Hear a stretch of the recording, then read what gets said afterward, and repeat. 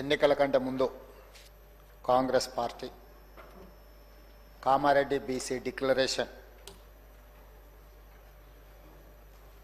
చేపట్టి తెలంగాణ ప్రజలకు ఒక స్పష్టమైన నిర్దిష్టమైన హామీ ఇవ్వడం జరిగింది.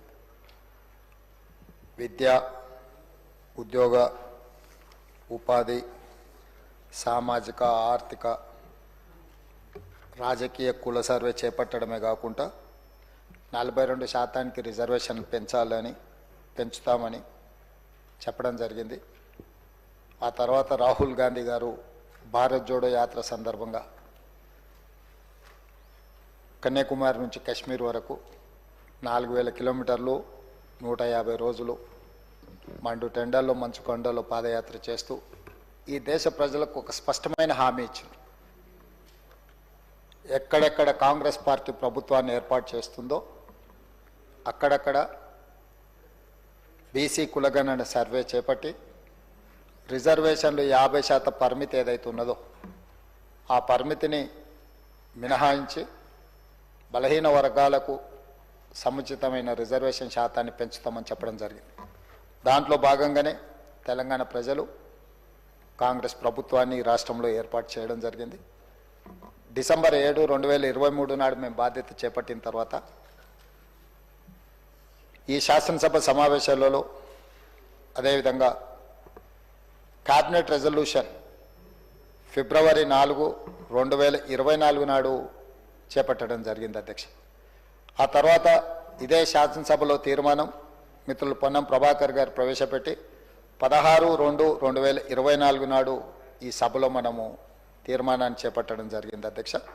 అదేవిధంగా ఈ సర్వేను ప్లానింగ్ డిపార్ట్మెంట్ ద్వారా మనము నిర్వహించాలి అని 16, 2, 2024 నాడు 10/10/2024 నాడు ప్లానింగ్ డిపార్ట్మెంటు ఈ సర్వేను చేపట్టాలని ప్రభుత్వము ప్రతిపాదన చేసి అధికారులు వాళ్ళకి బాధ్యత ఇవ్వడం జరిగింది అధ్యక్ష. అదేవిధంగా 19/10/2024 నాడు క్యాబినెట్ సబ్ కమిటీని కూడా ఏర్పాటు చేసి ఈ ప్రక్రియను వేగవంతం చేయడమే కాకుండా పకడ్బందీగా నిర్వహించాలన్న ప్రతిపాదనలు తీసుకొచ్చి ప్రభుత్వం ముందుకు వెళ్ళింది అధ్యక్ష. అదేవిధంగా క్యాబినెట్ సబ్ కమిటీ కావచ్చు, బీసీ కమిషన్, 1 man కమిషన్ కావచ్చు, ప్లానింగ్ డిపార్ట్మెంట్ కావచ్చు, ఈ మొత్తం ప్రక్రియను పూర్తి చేసి రిపోర్ట్ని 4/2/2024 నాడు మనకి క్యాబినెట్ అప్రూవల్ చేసుకోవడం జరిగింది అధ్యక్ష. ఫిబ్రవరి 2, 2025 నాడు క్యాబినెట్కి రిపోర్ట్ సబ్మిట్ చేస్తే 4/2/2025 నాడు క్యాబినెట్ అప్రూవల్ చేయడమే కాకుండా సేమ్ డే 4/2/2025 నాడు ఇదే సభలో మనం స్టేట్మెంట్ రికార్డ్ చేసి రెజల్యూషన్ పాస్ చేసినాం అధ్యక్ష. ఆ రోజు జరిగిన చర్చల సందర్భంగా కొంత ఈ సర్వేలకు సంబంధించిన అంశాల మీద కూడా కొంత చర్చ జరిగింది. ఆ చర్చకు సంబంధించి రకరకాల అనుమానాలు వాళ్ళు లేవనెత్తితే ఫేజ్ 1లో మనం చేపట్టిన సర్వేలో 1,12,15,134 కుటుంబాలు పాల్గొనడం జరిగింది. అందులో 3,54,77,552 మంది ఫేజ్ 1లో వాళ్ళ వివరాలను అందించడం జరిగింది అధ్యక్ష. అప్పటికి కొంతమందికి అవకాశాలు రాలేదు, కొంతమంది మా ఇళ్ళకి రాలేదు అని రకరకాల అంశాలను ప్రభుత్వం దృష్టికి తీసుకొస్తే మళ్ళీ ఒక 2వ విడత కూడా అందరికి అవకాశం ఇవ్వాలి, ఇందులో పాల్గొనే విధంగా అందరినీ మనం మోటివేట్ చేయాలనే ఉద్దేశంతో 2వ ఫేజ్లో కూడా మనం తీసుకోవడం జరిగింది అధ్యక్ష. సెకండ్ ఫేజ్లో కూడా మనము ఈ సర్వేలో పాల్గొనడానికి అవకాశం ఇస్తే 21,715 కుటుంబాలు 73,205 మంది వాళ్ళ వివరాలను అందించారు అధ్యక్ష. మొత్తంగా 3,55,50,759 మంది తమ సంపూర్ణమైన వివరాలను అందించడం ద్వారా ఈ బీసీ కులగణన సర్వేకి సంబంధించి సామాజిక, ఆర్థిక, ఉపాధి, విద్య, రాజకీయ మరియు కుల సర్వేలో పాల్గొని ఈ ప్రభుత్వం చేపట్టిన కార్యక్రమానికి అండగా నిలబడ్డందుకు ఈ సర్వేలో పాల్గొన్న అందరికి కూడా నేను మనస్ఫూర్తిగా కృతజ్ఞతలు తెలియజేస్తున్నా అధ్యక్ష. అదేవిధంగా ఈ సర్వేలో దాదాపుగా ప్రభుత్వ అధికారులు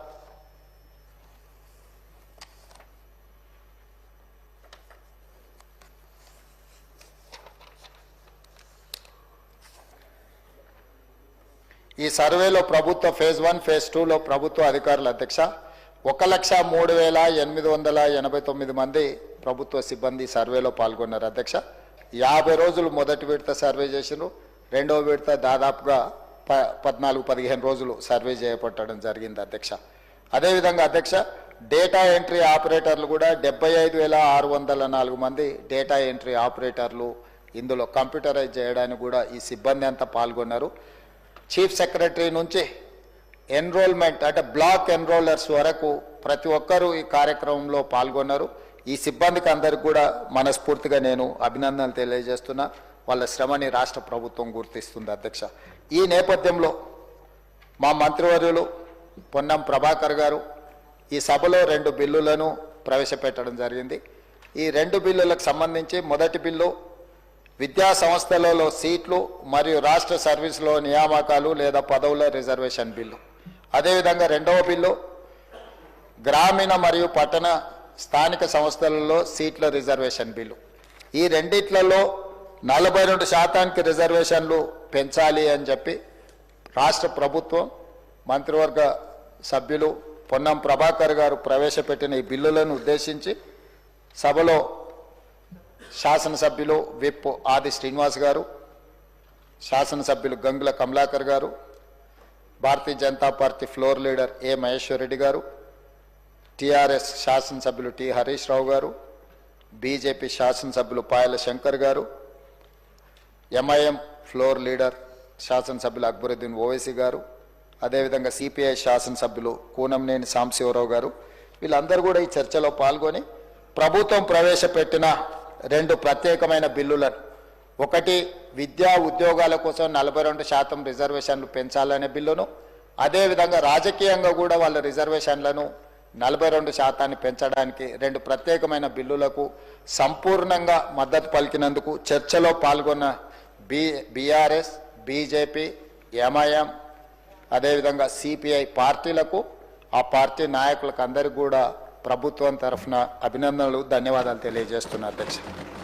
ఎందుకంటే ఈ సభ మొత్తం తెలంగాణ 4 కోట్ల సమాజం బలహీన వర్గాలకు సంబంధించిన రిజర్వేషన్ల విషయంలో ఏకాభిప్రాయంతో ఉన్నారు.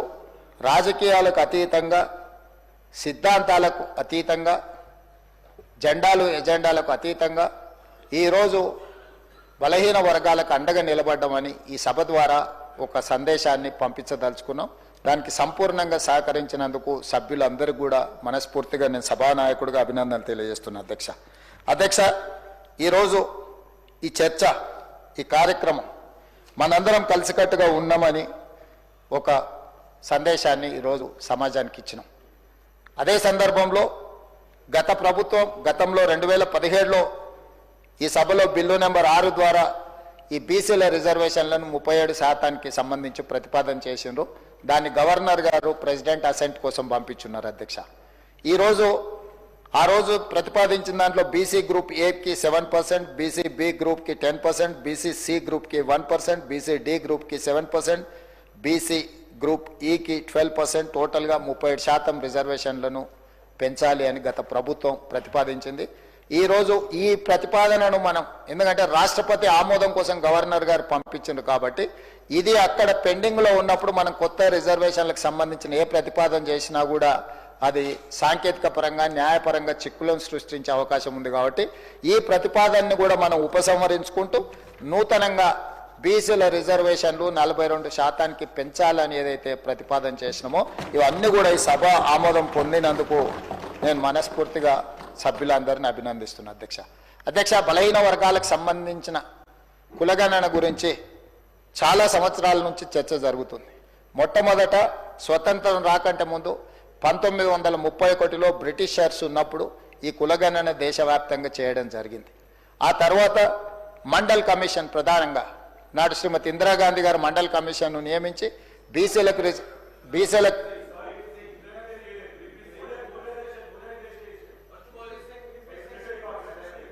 Okay sir Vivek VP Singh గారు దాన్ని అమలు చేయడానికి వచ్చారు. మొట్టమొదట 1917 1 మినిట్ మొట్టమొదట 1979లో ఈ మండల్ కమిషన్ను నియమించి ఆ మండల్ కమిషన్ ఒక రికమెండేషన్స్ని ఇచ్చింది. ఆ రికమెండేషన్స్ని విపి సింగ్ గారు ప్రధానమంత్రిగా ఉన్నప్పుడు దాన్ని అమలు చేయడానికి దాన్ని తీసుకొని వచ్చిండ్రు అధ్యక్ష. ఆనాడు మండల్ కమిషన్ 52% బీసీలు ఉన్నట్టుగా గుర్తించి 27% రిజర్వేషన్లు ఇవ్వమని రికమెండ్ చేయడం జరిగింది. దాన్ని సుప్రీంకోర్టు కూడా అప్హోల్డ్ చేసింది అధ్యక్ష.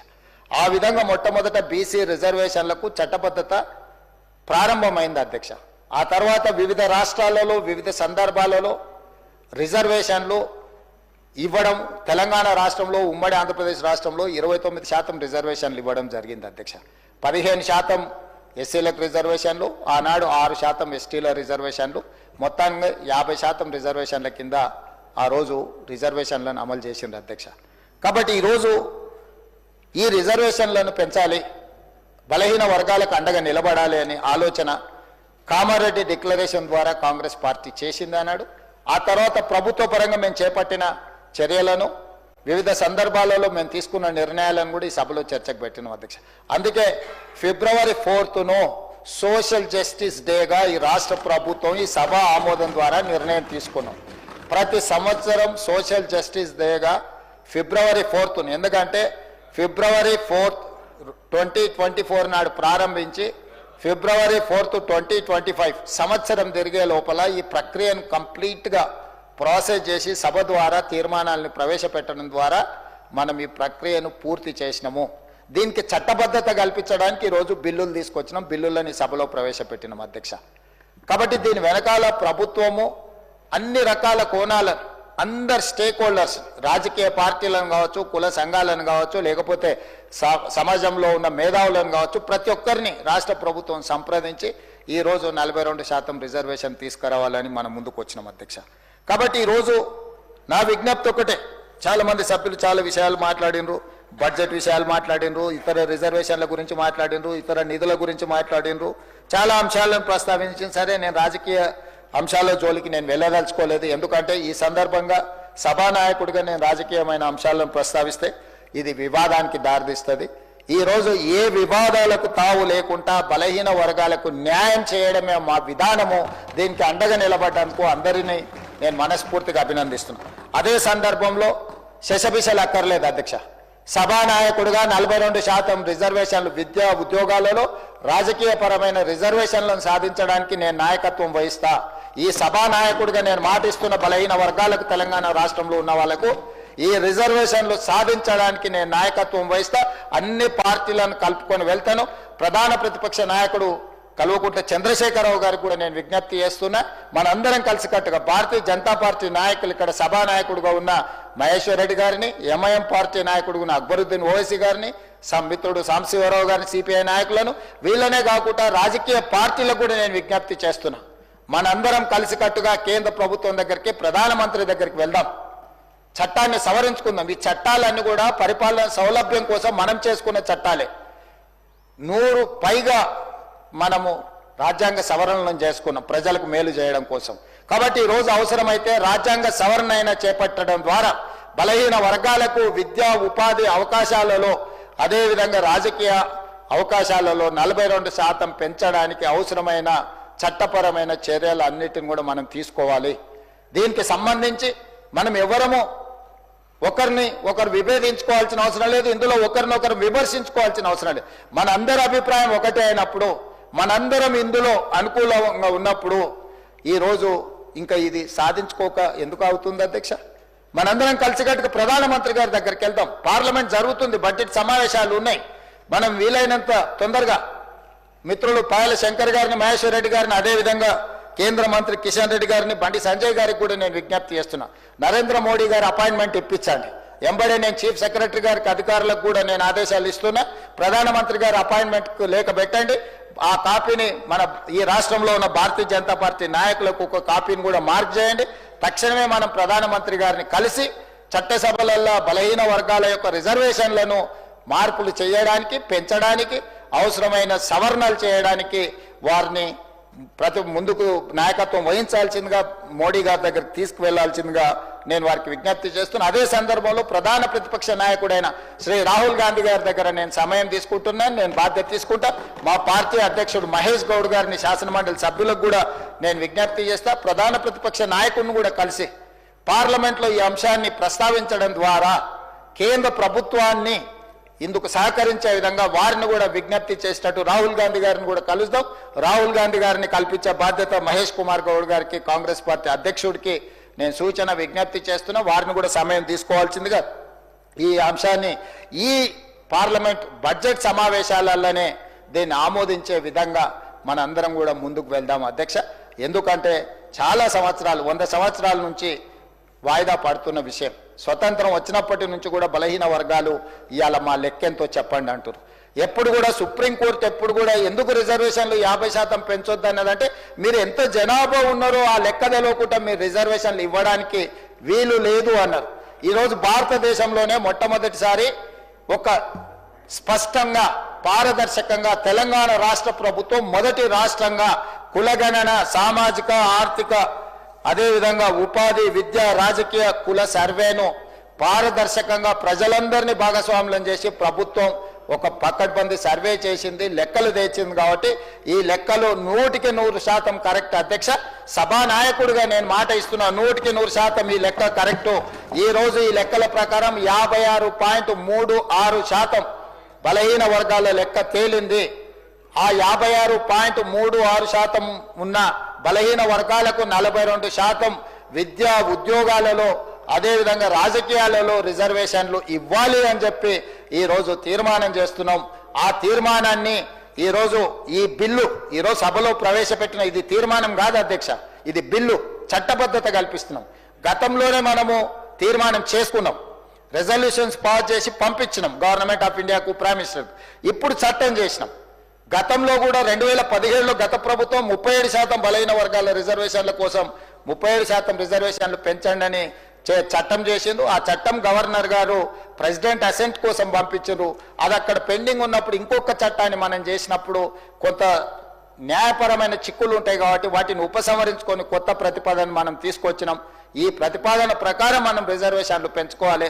ఇప్పుడు అక్కడ పార్లమెంటు కూడా సమావేశాలు జరుగుతున్నాయి కాబట్టి పార్లమెంట్లో దీన్ని ఆమోదింపజేసుకోవాల్సిన బాధ్యత ఈ సభలో ఉన్న సభ్యులందరికీ, ఈ రాష్ట్రంలో ఉన్న రాజకీయ పార్టీలకు అన్నిటికీ కూడా ఉన్నది.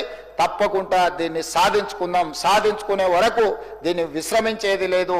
సాధించడానికి అవసరమైన నాయకత్వాన్ని వహించడానికి మేము సిద్ధంగా ఉన్నాం. కామారెడ్డి తీర్మానానికి మేము కట్టుబడి ఉన్నాం. మిగతా విషయాలు మిత్రులు చాలా మంది చాలా అంశాలు లేవనెత్తిన, ముఖ్యంగా పాయలశంకర్ గారు చాలా విషయాలు వారి ఆవేదన, వారి ఆలోచన, అదేవిధంగా హరీష్ రావు గారు, గంగ్ల కమలాకర్ గారు వివిధ అంశాలను, అదేవిధంగా అక్బరుద్దీన్ ఓవైసీ గారు కూడా చాలా విషయాలను ప్రస్తావించింది. ఏ విధంగా బలహీన వర్గాలను బలోపేతం చేయాలనో, వీళ్ళు బలహీన పాలితులు కాదు పాలకులుగా వీళ్ళని ఎట్లా మార్చాలని వాళ్ళు సూచనలు చేసిండ్రో తప్పకుండా ఆ కార్యాచరణ ముందుకు వెళ్దాం.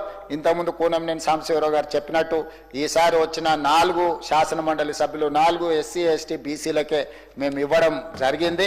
వీళ్ళ ఎక్కడో ఒక దగ్గర మొదలవ్వాలి, దాన్ని ముందుకు తీసుకెళ్తున్నాం. ఆ ముందుకు తీసుకెళ్లే క్రమంలో ఈ సభ అంతా అండగా నిలబడ్డందుకు, అదేవిధంగా బడ్జెట్ గురించి కూడా చాలా విషయాలు పెట్టి కేంద్ర ప్రభుత్వం ఈసారి 50,65,000 కోట్ల రూపాయల బడ్జెట్ ప్రవేశపెట్టింది. ఇందులో మా పాయల శంకర్ గారికి మోడీ గారి దగ్గర మంచి ఇన్ఫ్లుయెన్స్ ఉన్నది. వారు దీంట్లో 56% బలహీన వర్గాలకు ఈ 50,65,000 కోట్ల బడ్జెట్ ఈ సంవత్సరం ఏదైతుందో అందులో కేటాయించేటట్టు పాయల శంకర్ గారు ప్రయత్నం చేయాలి. తెలంగాణ రాష్ట్రానికి కూడా ఎంత వస్తుందో ఆ లెక్క ప్రకారం వాటిని కూడా తెలంగాణ రాష్ట్రానికి ఇప్పించవలసిందిగా కోరుకుంటూ ఈ చర్చలో పాల్గొని ప్రభుత్వానికి అండగా నిలబడ్డ అందరికీ మరొక్కసారి మనస్ఫూర్తిగా ధన్యవాదాలు తెలియజేస్తున్నా అధ్యక్ష. ఇది కీలకమైన అంశం.